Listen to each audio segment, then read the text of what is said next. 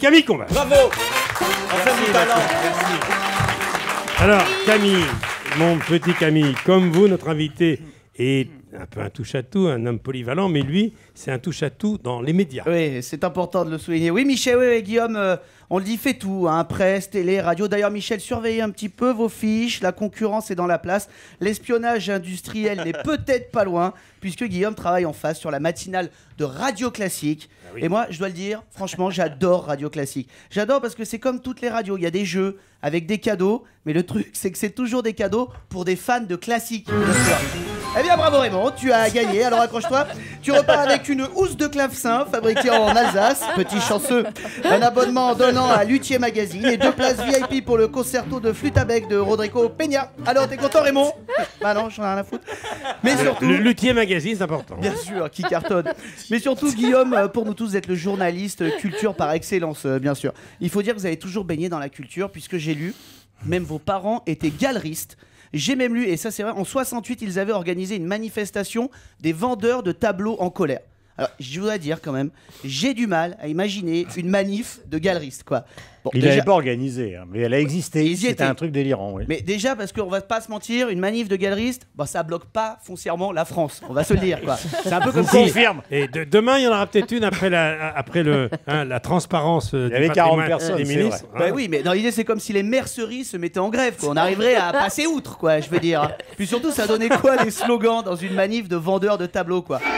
De Gaulle, t'es foutu, les galeries sont dans la rue. Les cubistes avec nous, les cubistes avec nous.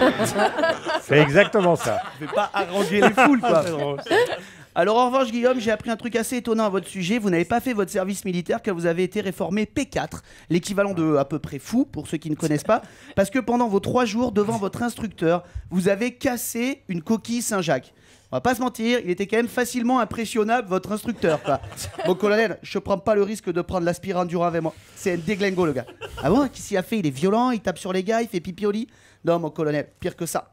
Il a ouvert une coquille Saint-Jacques devant moi. Je pars pas au froid avec un slingué pareil, je vous le dis.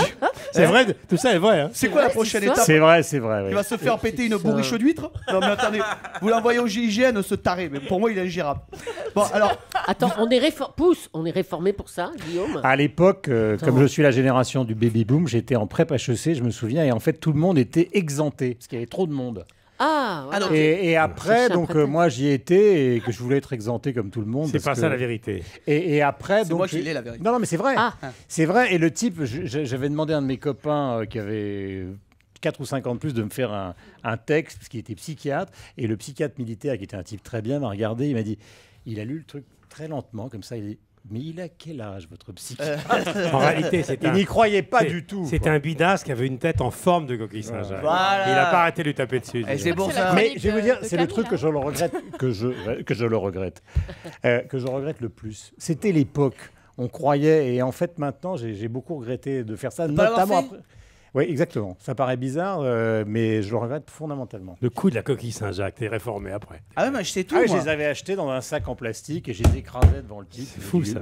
Mais alors, je sais même tout, mais t'es parce que vous êtes, vous êtes pas fou, bien sûr, Guillaume, Ah, c'est ton papier. C'était La au fort de suite, Camille Vincennes. Combal. Tout le La temps, suite. Camille se fait interrompre. mais quand même un peu différent. On va pas se mentir, parce que j'ai lu encore d'autres trucs, vous pourrez me dire si c'est Il vrai. est très bien votre t-shirt. Merci. Les Beatles. Par exemple, à 11 ans, Pas vous, vraiment, hein, vous c'est étiez Rolling déjà, oui, je sais bien. Vous étiez déjà passionné de culture, puisque vous ramiez de voyage des cartes postales, écoutez-moi bien, représentant des œuvres de peintres comme Malevich ou Mondrian, ce qui est assez Exact. classe. Parce que moi, je vais vous dire un truc. À 11 ans, quand je partais en voyage scolaire, la seule carte postale que je ramenais, c'est celle de la nana en maillot de bain avec une planche de surf, de dos, dans la neige. Vous connaissez cette carte, c'est même le faire-part de mariage de Madénian.